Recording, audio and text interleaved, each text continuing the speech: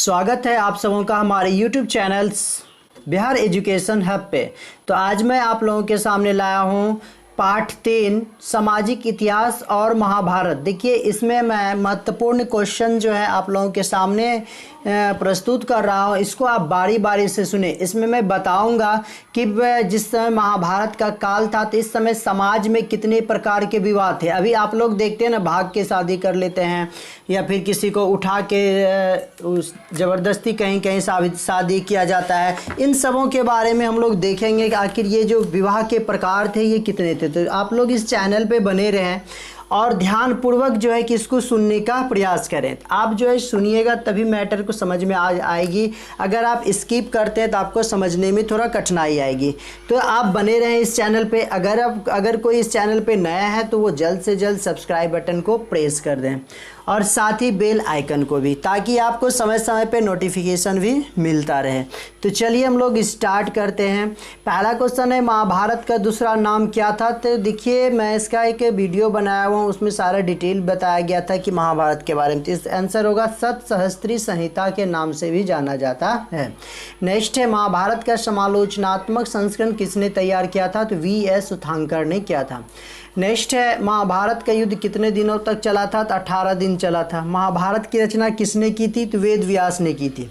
देखिए जिस समय महाभारत इतने बड़े की रचना हो रही थी तो वेद व्यास ने कथा वाचन किया था। याद रखिए इन्होंने बोला था और इसको लिपिबद्ध करने के लिए जो है गणेश जी आए थे, इन्हीं ने लिपिबद्ध किया था। नेक्स्ट है महाभारत की रचना किस भाषा में की गई थी। तो संस्कृत भाषा में की गई थी। महाभारत में कितने प्रकार के खंड हैं। सॉरी यहाँ पे पर लिखा हुआ है, प्रकार होगा। कितने प्रकार के खंड हैं। तो 18 प्रकार और 18 खंड हैं। तो 18 खंड में जैसे आदि पर्व, सभा पर्व। देखिए खंड के जगह यहाँ पर्व भी हो सकता है।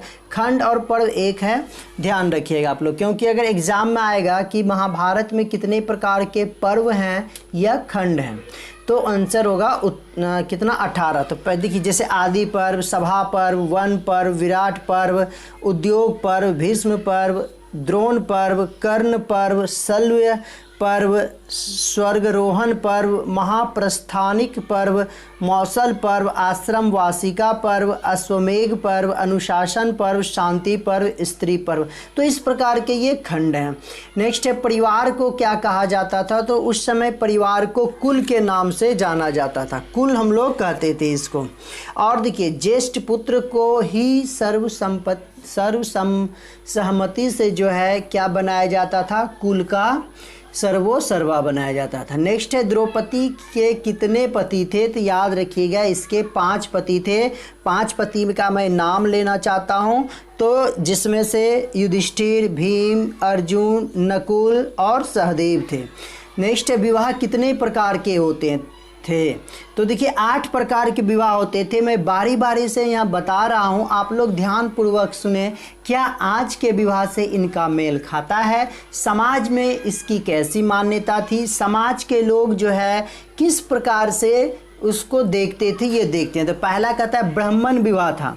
तो ब्राह्मण विवाह जो होता था 1 नंबर में था, बहुत ही ये सम्मानजनक विवाह होता था। इसके अनुसार कहता है कि इसके अनुसार वर जो होते थे, वर को आमंत्रित किया जाता था, विधि पूर्वक उसको वस्त्र से, कपड़े से सजाया जाता था, उसके बाद कन्या को सौंप दिया जाता था। तो ऐसा विवाह को ब्राह्मण विवाह कहा जाता था।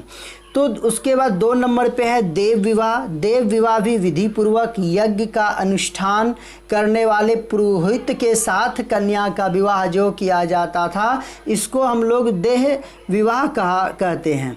उसके बाद है आर्य विवाह। इसमें होता था क्या, वर यानी कि लड़का जो होते थे एक जोड़ी गाय और बैल लेता था और कन्या के साथ विवाह होता था। यानी कि ये जो था लड़कियों की तरफ से प्राप्त करते थे ये गाय और बैल, तब जो ये कहलाते थे आर्य विवाह।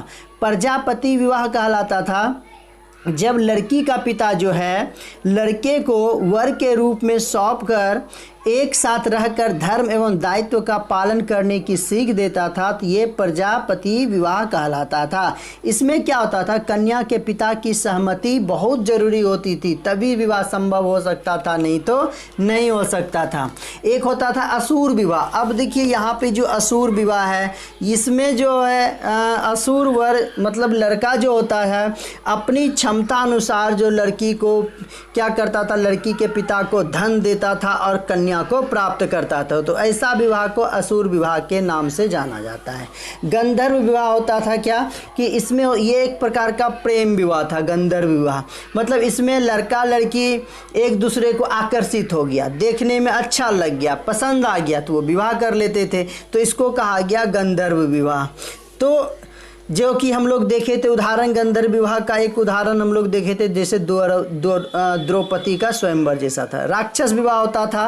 राक्षस में क्या होता था, नाम से ही लग रहा है राक्षस, तो ये बलपूर्वक जो है युद्ध में पराजित करता था, घायल कर उसके बाद कन्या से विवाह करता था। तो ऐसा होता था ये विवाह, राक्षसी विवाह या राक्षस विवाह इसको कहा जाता था। 50 विवाह देखो।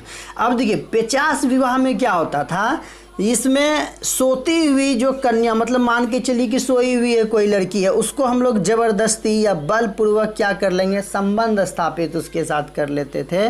तो उसको और संबंध स्थापित करने के बाद मजबूर करते थे उसको किसके लिए, विवाह करने के लिए। तो इसको कहा गया 50 विवाह का नाम दिया गया। तो याद रखिएगा आप लोग, असुर, गंधर्व, राक्षस, 50 ये सब जो थे ना अमान्य थे। ये विवाह समाज में अमान्य था, इसका निंदा किया जाता था। अभी भी देखिए कोई लड़का लड़की भाग के विवाह कर लेता तो घोर समाज में निंदा की जाती थी। तो ये जो असुर गंधर्व थे ये सब उसी कैटेगरी में आते थे। तो चलिए नेक्स्ट देखते हैं क्वेश्चन। वर्ण व्यवस्था के अंतर्गत कितने प्रकार के वर्ण बताए गए हैं, तो 4 प्रकार के वर्ण बताए गए हैं। 4 प्रकार के वर्ण में आप लोग को मैं बता देता हूँ कौन कौन सा है 4 में। तो ब्राह्मण हो जाएगा, क्षत्रिय हो जाएगा, वैश्य हो जाएगा, शूद्र हो जाएगा। तो याद रखिएगा वर्ण का जो शाब्दिक अर्थ होता है यहाँ पे कहा जाता है रंग से लगाया जाता है। ऋग्वेद में जो है इसी चारों वर्ण का बताया गया है किस प्रकार से उत्पत्ति हुई है। तो कहा गया है कि पुरुष जो है ब्रह्मा के मुख से जो जन्म लिया वो ब्राह्मण कहलाया, बाहु से मतलब पुरुष के बाहु से जो जन्म लिया वो क्षत्रिय कहलाया, और जो जंघा से जन्म लिया वो वैश्य कहलाया, और जो पैरों से जन्म लिया वो शूद्र की उत्पत्ति हुई। इस प्रकार से बताया गया था वर्ण। नेक्स्ट है बुनकर श्रेणी का उल्लेख किस अभिलेख में हुआ है, तो ये मंदसौर अभिलेख में इसका वर्णन किया गया है। इसके अनुसार जो है सारा का सारा इसमें डिटेल दिया गया है। अब देखिए हम लोग जो है कुछ जानने योग्य बातें जो है जो कि एक प्रकार से जानना बहुत ज़रूरी होता है, इसके बारे में देखते हैं। तो पहला कहता है कि महाकाव्य क्या है, तो अतीत का वर्णन करने वाले विशाल काव्यात्मक ग्रंथ महाकाव्य कहलाते हैं। जैसे इसका उदाहरण हो जाएगा रामायण और महाभारत, यानी कि हम लोग कह सकते हैं महाकाव्यों का संग्रह है महाभारत। इतिहास इसे कहते हैं, तो इसका शाब्दिक होता है ऐसा ही था या ऐसा ही हुआ था। जन मतलब होता है मनुष्यों के समूह को जन कहा जाता है। वंशानुगत पिता से पुत्र को मिलने वाला जो व्यवसाय होता है उसको वंशानुगत कहते हैं। पुरातत्व पुरा अवशेषों के अध्ययन को पुरातत्व कहा जाता है, और ये पूरा अवशेष आपको धरती के नीचे मिलता है।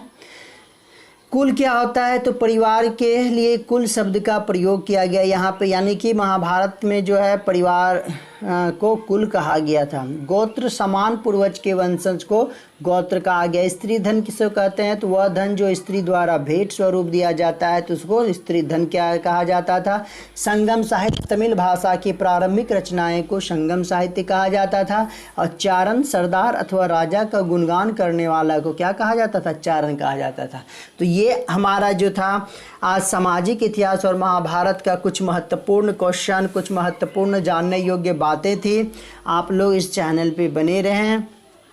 कहता है कि अगर आप जो है ये वीडियो अपने दोस्तों में भी शेयर करें ताकि सबों को अधिक से अधिक लाभ मिल सके, और आप लोग बने रहें इस चैनल पे। धन्यवाद।